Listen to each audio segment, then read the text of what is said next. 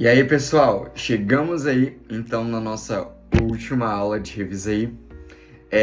Nessa aula ela vai ser um pouquinho mais longa porque eu vou trazer para vocês uma breve, revisão aí sobre dois filos, os dois últimos filos de animais que vocês estão aprendendo aí nesse final de ano. Um deles é o filo Echinodermata, que ainda cai na prova de vocês aí na B2. E o outro é o filo Chordata, os cordados, que então é o último filo. Eu vou trazer só algumas informações mais relevantes como um bônus para vocês, como um plus para vocês. Então a gente começa aqui trabalhando com o filo dos equinodermos, ou filo Echinodermata, e eu vou trazer alguns aspectos gerais sobre esse filo. Nesse grupo de animais, então a gente tem aqui indivíduos que são triblásticos, continuam tendo ali os três folhetos embrionários, ectoderma, mesoderma e o endoderma. São celomados, apresentam ali uma cavidade dentro do mesoderma, dentro desse folheto embrionário.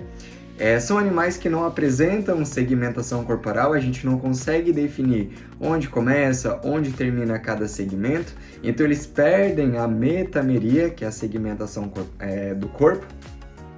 Aqui no ciclo de vida desse animal, temos animais com dois tipos de simetria, que é a simetria bilateral no estágio larval e a simetria radial no adulto. A gente já vai falar um pouquinho sobre isso, mas são os únicos animais celomados que possuem essa característica de simetria radial e tem algumas características que vão fazer com que, evolutivamente, os equinodermos sejam mais próximos da gente, os cordados, do que todos os outros filos de animais que a gente estudou até aqui.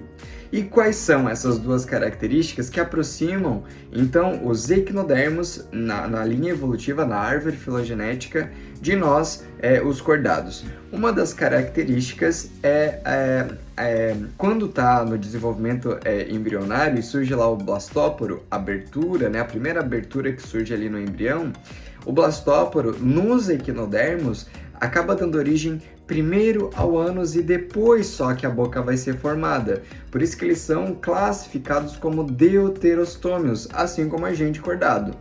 E uma outra característica é que são os primeiros animais a possuírem um esqueleto interno.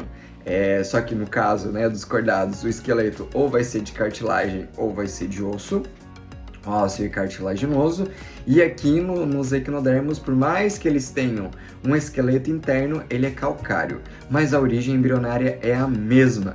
Aqui nos equinodermos, o endoesqueleto desses animais surgem do mesoderma, da mesma forma que o nosso esqueleto ósseo, ou no caso de animais cartilaginosos, também surge a partir desse folheto embrionário. Então aqui alguns aspectos gerais para a gente dar início a essa revisão sobre os equinodermos. Voltando nesse aspecto do ciclo de vida desse animal. Os equinodermos são animais que passam por uma metamorfose no início da vida deles. Então eles têm o estágio larval, e essa larva dos equinodermos possui a simetria bilateral, Então quando eu faço um corte bilateral, eu tenho duas faces iguais. E por ter estágio larval, então a gente caracteriza a reprodução e o desenvolvimento aqui dos equinodermos como sendo indireto. Quando ele vai passar do estágio larval para o adulto, ele sofre uma metamorfose. E durante essa metamorfose ocorre essa modificação na simetria do animal, que passa de bilateral para radial. O que é uma simetria radial? Em qualquer face que eu cortar, em qualquer eixo que eu cortar esse animal, ele vai apresentar, então, faces iguais. Por isso que a gente fala que os equinodermos possuem simetria radial secundária, porque ele não surge com essa característica, é uma característica que aparece depois na vida desse animal. Algo bem relevante aqui sobre os equinodermos é uma estrutura bucal, que aparece nas estrelas do mar e nas bolachas do mar, que é a lanterna de Aristóteles. Ela tem esse nome justamente porque foi o próprio Aristóteles que descreveu pela primeira vez essa estrutura.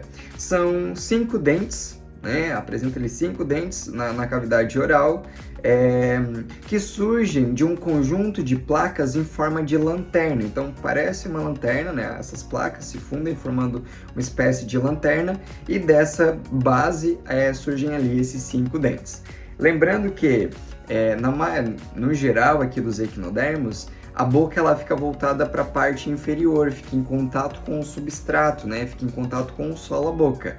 E na parte de cima, que a gente chama de região aboral, é onde vai ficar o ânus desse animal. Mas a gente já fala disso lá no sistema digestório. Algo muito importante também aqui sobre os equinodermos é o sistema de locomoção dele, que não serve só para locomoção. E aí tudo que vocês aprenderam até agora de sistemas, a gente viu que evolutivamente vai surgindo ali os vermes, depois surge anelídeo, molusco, artrópode, vai surgindo um monte de novidade evolutiva, um monte de tipo de estrutura para troca gasosa, um monte de tipo de estrutura para excreção, e quando chega aqui nos equinodermos, some tudo. Meio que se perdem essas características. E muitas delas, como troca gasosa, circulação e excreção, acaba se juntando em um mesmo sistema. E esse sistema é o sistema ambulacral. Como é que funciona esse sistema ambulacral? Lá do lado, né, de onde está o ânus, na parte aboral, existe uma placa chamada de madreporita. Por essa placa tem entrada da água, né, já que aqui nos equinodermos eles vão ter agora um esqueleto hidrostático, né, depende da água para a sustentação do corpo desse animal e todos esses outros sistemas. Então a água ela entra por essa madreporita e chega até um canal circular. Nesse canal circular partem vários outros canais, que a gente chama de canais radiais. Em cada um desses canais radiais que vai se estender ao longo do corpo desse animal, existem alguns bolsões musculares que são chamados de ampolas. Cada ampola está ligada a um pé ambulacral. Quando essa ampola enche de água que entra por essa madreporita, essa parte, essa bolsa muscular, ela contrai. E quando ela contrai, ela expulsa a água para dentro do pé ambulacral, projetando ele para fora. Então imaginem aqui, ó, minha mão é o pé ambulacral, ele está sem água, então ele está retraído. Quando a água sai da ampola e vai para o pé ambulacral, ele vai ser projetado para fora, fazendo com que aqui os equinodermos eles possam se deslocar. Mas esse sistema ambulacral, como tem esse fluxo de água, vai auxiliar também no transporte de substâncias dentro do corpo desse animal, eliminação de excretas, transporte de gases, né, que estão dissolvidos ali no corpo, na água para o corpo desse animal. Então aqui é um sistema bem importante para vocês fixarem em relação aos equinodermos. E aí quando a gente chega aqui na digestão e na excreção propriamente dita, na maioria, no geral, os equinodermos apresentam um sistema digestório completo, com 2 aberturas, a boca que fica na parte inferior, né, em contato com o substrato, e o ânus que fica na parte superior. Mas temos aí um grupo, que são os ofiuroides, né, que são as serpentes do mar, que houve uma atrofia, né, do sistema digestório, e eles passam a ter o sistema digestório incompleto com uma abertura só, que é a boca. Mas é uma exceção aqui dentro do grupo dos equinodermos. No geral, o sistema digestório ele é completo, 2 aberturas.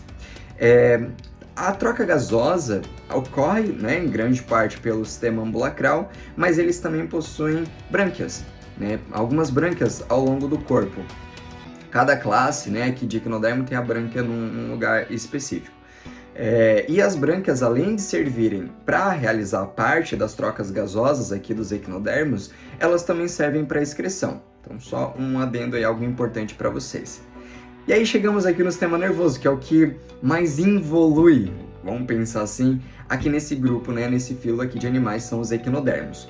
O sistema nervoso ele passa a ser apenas um anel nervoso que fica na região ali próxima à boca, e desse anel nervoso partem ramificações, né, partem nervos aí que se distribuem ao longo do corpo desse animal. Então é que a gente fala que o sistema nervoso de equinodermos ele passa a ser rudimentar, ele é muito simples, então ele depende de outros sistemas para que ele consiga ter uma comunicação com o meio ambiente, que passa a ser química. Então tem parte do sistema nervoso que são células nervosas, bem simples, mas ele também tem uma percepção química ali em relação ao ambiente onde ele se encontra. A classificação aqui de equinodermos, vale lembrar que todos os equinodermos são marinhos, então são animais exclusivamente marinhos. Fora as estrelas do mar, né, que faz parte aí da classe asteroidea, a gente também tem os equinoides, que são os ouriços do mar, então vejam, né, que tudo termina do mar. Tem também os holoturóideos, que são os pepinos do mar. Tem também os crinoideos, que são os lírios do mar, que é o que está na imagenzinha lá embaixo, né, que tem várias ramificações. Normalmente são animais sésseis, que ficam fixos em um substrato, eles não, né, se deslocam. E por fim, tem os ofiuroides, que são as serpentes aí do mar, não tem nada a ver com cobra, né, com serpente, mas é uma classe aí de equinodermos, que é a que eu falei, inclusive, que volta a ter, então, o sistema digestório incompleto. É um grupo bem simples de se trabalhar, os equinodermos, mas ele apresenta informações muito importantes, como, por exemplo, serem os primeiros animais deuterostômios na escala evolutiva e também os primeiros a possuírem aí um esqueleto interno. A partir disso, então, a gente chega aí no último filo, que são os cordados, ao qual a gente se inclui.